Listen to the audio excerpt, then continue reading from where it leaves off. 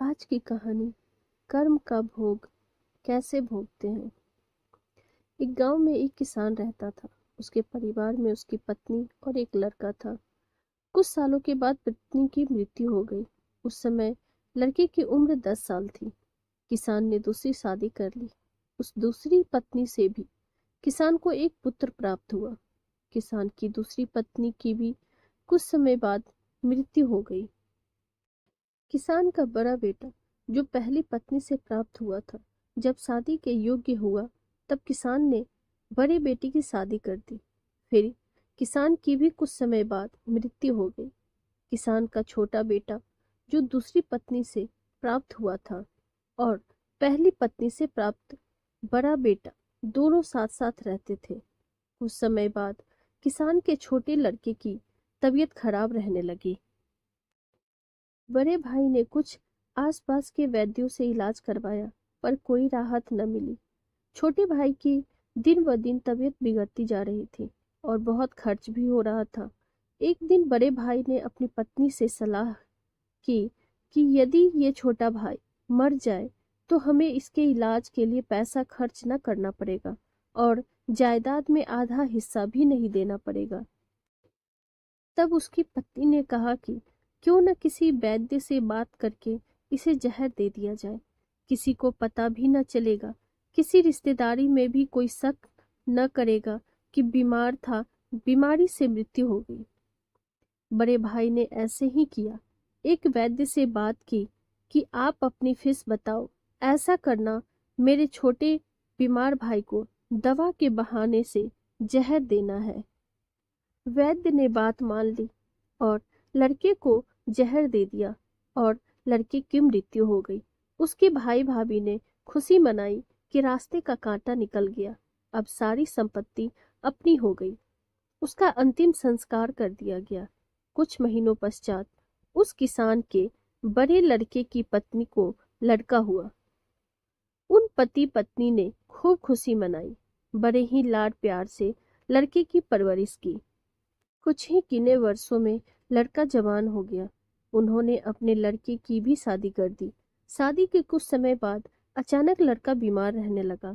माँ बाप ने उसके इलाज के लिए बहुत वैद्यों से इलाज करवाया।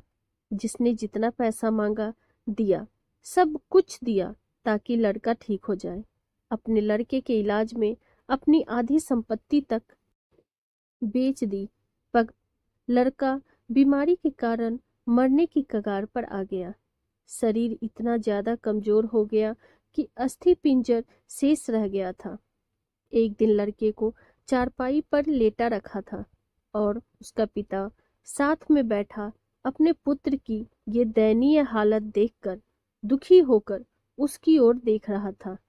तभी लड़का अपने पिता से बोला कि भाई, अपना सब हिसाब हो गया, बस अब कफन और लकड़ी का हिसाब बाकी है, उसकी तैयारी कर लो।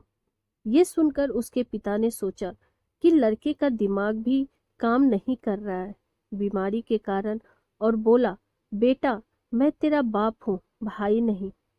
तब लड़का बोला, मैं आपका वही भाई हूँ जो आपने जहर खिलाकर मरवाया था। जिस संपत्ति के लिए आपने मरवाया था मुझे, अब वो मेरे इलाज के लिए आधी बिक चुकी है, आपकी शेष है, हमारा हिसाब हो गया।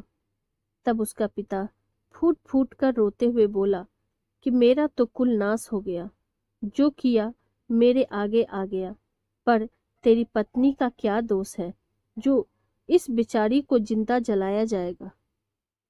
उस समय सती प्रथा थी, जिसमें पति के मरने के बाद पत्नी को पति की चिता के साथ जला दिया जाता था। तब वो लड़का बोला कि वो वैद्य कहाँ है जिसने मुझे जहर खिलाया था।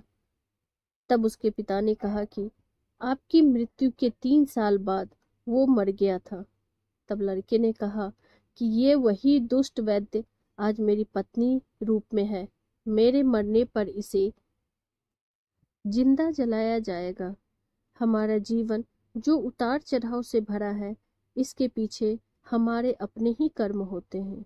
हम जैसा बोएंगे वैसा ही काटना पड़ेगा। कर्म करो तो फल मिलता है, आज नहीं तो कल मिलता है।